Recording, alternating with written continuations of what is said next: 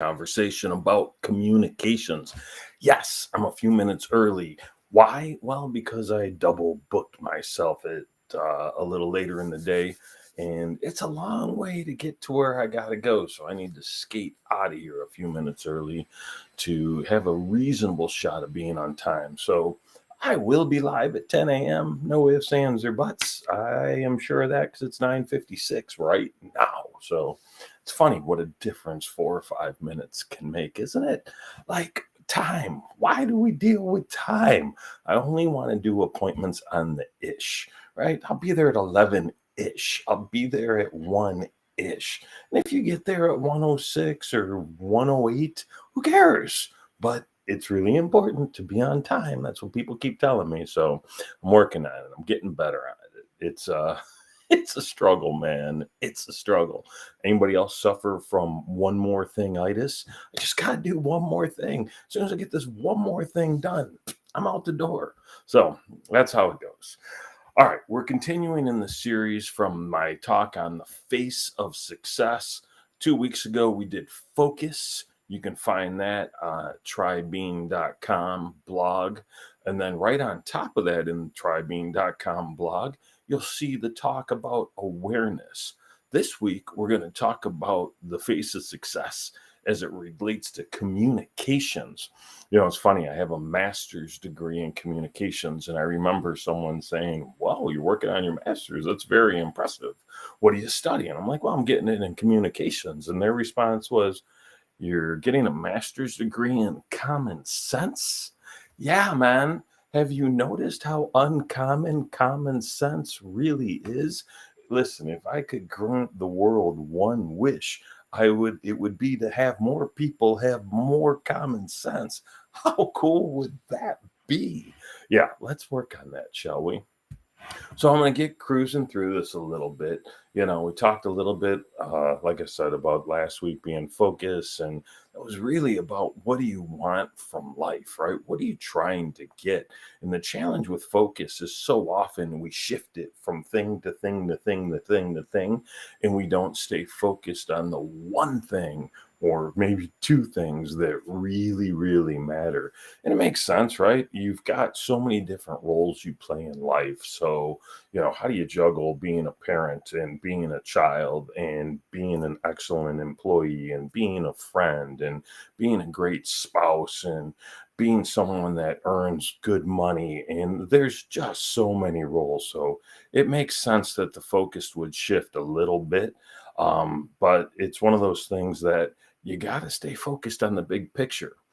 When I talked about awareness, we talked about the idea of having internal awareness, right? The things that really matter to you, really helping you define who you are and what you are to do in this life. Important stuff. And then the flip side of internal awareness is external awareness. What do others know about you? How would they recognize a good opportunity for you? How do they know when it's time to call you? And what can they do for you, and most importantly, what can you do for them? How can you be of service? So those talks are online, like I said, trybean.com/blog. So go check those out if you're in the mood. 15 minutes, you've got 15 minutes to grow, right? 15 minutes for growth. Pew, pretty cool. All right, so here's my 3 rules to get started for communications. Number 1, you have to be present. I made a post about my father on his birthday a couple of weeks ago, and I said one of the greatest gifts that he gave to me and to anyone he talked to is when you were having a conversation with that dude, you were certain you were the only person in the entire world. His ability to stay locked in on you was absolutely amazing. And that ties really nicely with the second concept of give attention, right? Gary Vee talks about the idea that we are in the attention economy. And the one thing that is a true currency these days is our attention. Think of how you're spending it. Are you spending it looking at TikTok videos or watching people play video games or watching the latest Netflix show? Or are you giving it to people in your network that could add value to you and extract value from you? Right. So attention's a really important item. And then the last one on here is seek to understand. And I didn't realize that, and I forget if it was Covey, seek first to understand, then be understood, or Carnegie, Dale Carnegie. One of those two came up with that line. And I didn't know, right? I just started saying that if we're paying attention, we've got to do it to understand, not to prove someone wrong or prove ourselves right, but to really find that understanding. That's what communication really is all about. And it's one of the reasons that communication goes so wrong, because most people aren't taking the seek to understand approach. Um, the next slide in here is talking about knowing your audience, right? And so there's a Venn diagram, and there's a couple of people standing on top of the Venn, and I'll figure out how to use my OBS so I can show you these slides while I'm going through them. But that's a problem for another day. I'm so knee deep in this book that I'm working on that. The Venn diagram says on one side what you want to say, right? You've got a message that you have to get out. On the flip side, it's about your audience and what they're interested in, right? And so there's a small overlap of what you want to say and what they're interested in. And it's this sweet spot in the center of these two things that's relevant. The rest of it is noise. So if you're not talking about things that are important to you and important to them, you either have the wrong message or you've got the wrong audience. Both are easy to fix, but if you don't have the awareness of this fact, you're going to miss the boat. You're going to bore a lot of people and waste a lot of your own breath. So don't do that. Simple, man. Listen, call me Dr. Bean from now on because I've got the solution. All right. The next piece is a great image of The Rock. You guys know Dwayne Johnson holding the mic, yelling at the audience, doing whatever The Rock does if you can smell what he's cooking. And it talks about, we think this is important, right? When it comes to communications, people always think about the message. They think about the words they're saying. They think about being the one communicating, doing the talking.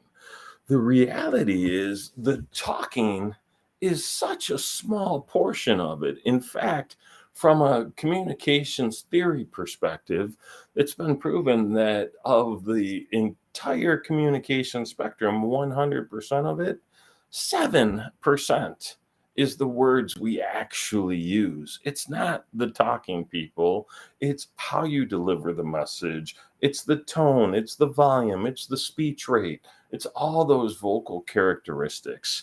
The words are important, but not that important. So we got to make sure that we're focused on the talking and doing it the right way. But what's far more important is this idea that you've heard 100 times: 2 ears, two, one mouth, right? So if we understood that, twice the listening to speaking.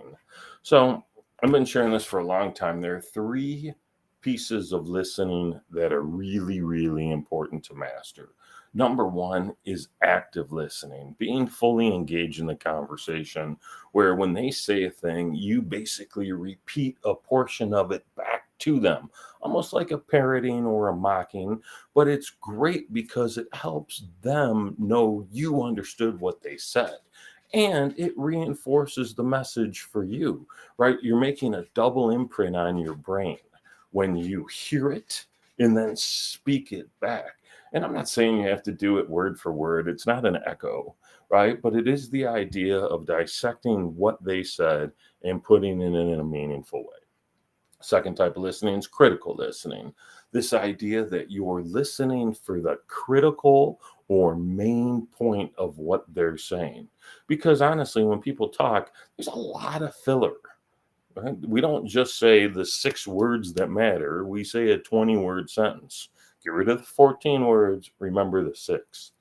The last type is empathetic listening. And if there's one thing the world needs more of right now, is empathy, putting yourself in someone else's shoes and trying to understand where they are and where they've been and what they're going through and where they're going. So important. Counselors, therapists are a great example of empathetic listening. Talk about the idea of having shared meaning with communications, in that if we're not on the same page when we're communicating, we're going to have miscommunication, right? We're going to miss the point of the communication. So it's really important that we have shared meaning. That's why active listening is so important, because without shared meaning in the discussion, did we even really have communications? If I say one thing and you heard something totally different, I wouldn't say we communicated poorly. I'd say we didn't communicate at all, right? So that's why checking in on the message becomes so important. Speaking of messaging, the real important thing is to get to the dang point. And I don't care if this is an email, a text, a public speaking assignment, or just a phone call. We've got to be really clear in what we're trying to do and what we're trying to get. And we've got to be really concise. The busyitis is so crazy and so rampant right now. Everyone's talking about and thinking about and worried about how busy they are. If you know that, and believe me, if you don't know that, you haven't been paying attention, then adjust, deal with it, and get to the dang point. So, important stuff. Here's a very funny cartoon and comic strip on this nice slide where two little kids are talking to a baby, or talking in front of a baby. And the caption says, "He doesn't really talk yet, but he does some sound bites." Here's the thing: if you can gist your entire message into a sound bite, now it hopefully is relatable. That should be step one, make it relate to your audience, but it becomes memorable. It becomes something that they can actually hopefully take action on if you do it the right way. So try and gist everything down to the simplest form, because as the lady said, ain't nobody got time for that. So get it short, get it concise. I talk about the idea from a communication standpoint of how you can use communications on social media. And the example I talk about here is content creation, literally creating your own content, versus content curation, finding other people's content that supports your ideas, that supports your message, that really helps get the word out without you doing a bunch of extra work. So the advice on this slide is use canva.com. Canva is a great app that fits right on your phone. It's also lives on your laptop, and you can have all your designs, whether you're building presentations or little memes or postcards or business cards or memos, whatever. Use canva.com. Place is great. This is not a paid advertisement for canva.com, but it could be if I ask nicely. Build a content calendar, right? Think about what you want to say over the next 30 days and make sure that you're posting something that's relevant to you, relevant to your audience, and consistent, right? Your content has to align to the message you're trying to get out. It has to align to your brand, and it has to show up. And if you're not posting it, guess what? It doesn't do. It doesn't show up. Along the lines of social media, I always talk about the idea of when a new social media site comes out. Yeah, it's easy to want to run and jump over there and start spending a bunch of time there. But the more time we're spending doing social media, the less time we're spending doing our job, unless your job is social media. So when something comes out that seems like it could be promising, go claim your name, right? Most of these sites only allow for one at Terry Bean. So you got to kind of get there, or you're going to have to be creative and come up with a secondary or a tertiary name. Talk about the idea of dominate two, maybe three. Gary Vee will tell you you have to be omni-channel and omnipresent. Gary Vee has about 47 people working for him, helping him be omni-channel and omnipresent. And if you've got 47 people, great, go for it, do it. That's the way to go. If you're a one-man wrecking crew, one person wrecking crew, then pick two, maybe three, and be really active and engaged there. Because again, we can't spend all our time doing social media. And then the sites you're not using, tell people where you are, right? If you've got a Twitter account, but you've basically abandoned it because you use Instagram and you use Facebook or you use LinkedIn, whatever, then tell people in a tweet, hey, I don't spend a lot of time here. Find me at linkedin.com/in whatever your name is, or facebook.com/whatever your name is. Really, it's important. And then understand the differences, because these sites actually do have different purposes. They have different rules, different mores, what have you. So it becomes really, really important to do that, to understand that. Um, the next slide is about doing more video, because video is the most authentic way to communicate. You can see me, you can hear me, you can watch my gestures, you can see my behavior, you can see that I'm a little slumped in the chair because I keep doing this. It's because I'm sometimes like that. But for the most part, my shoulders are uptight, right? That's good. So, it's something you can't hide in video. And people right now want to do business with authentic people. So that's really powerful. All right. That's not the entire presentation, but that's a good feel for it. So I'm going to get going. I thank you for showing up. I want you to see this. I want you to ask questions. So feel free to drop a comment or a question on the post. I'll get back to it later. And then I'll be right here next Tuesday, January 3rd at 10 a.m. Eastern Time. And we're going to talk about the power of execution. I'm looking forward to that talk too. I'll see you very soon. Have a very happy new year. Be well.